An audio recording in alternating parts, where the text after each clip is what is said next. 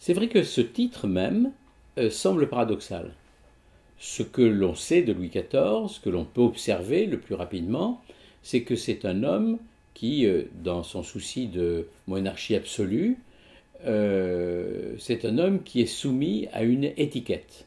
C'est-à-dire que rien de ce qu'il fait est spontané, rien de ce qu'il fait n'est caché. À tel titre sa propre mort en 1715 est une mort publique. Il n'y a pas à proprement parler, spontanément, d'intimité. On déjeune devant tout le monde, on se déplace devant tout le monde, et en plus de ça, les rumeurs de la cour font qu'il y a très peu de choses qui échappent à ce que l'on pourrait appeler cette opinion. Et donc, c'est quelque chose de tout à fait paradoxal.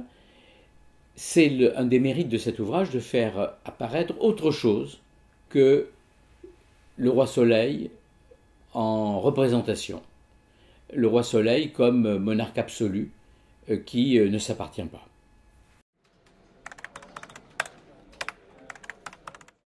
On découvre un Louis XIV en fait beaucoup plus sensible évidemment que son image que celle du Louis XIV peint par Rigaud, du Louis XIV en majesté, du Louis XIV qui se déplace suivi de sa cour respectueuse dans les jardins de Versailles ou dans la galerie des Glaces.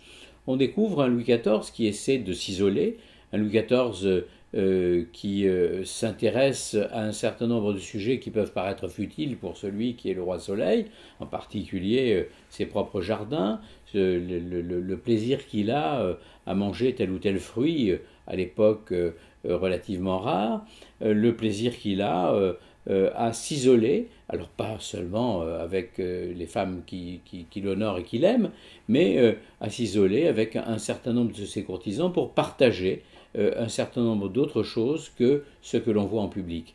Et ça, c'est un Louis XIV sensible qui est tout à fait inattendu et qui apparaît bien dans cet ouvrage. Eh bien, c'est un portrait tout en nuances, finalement.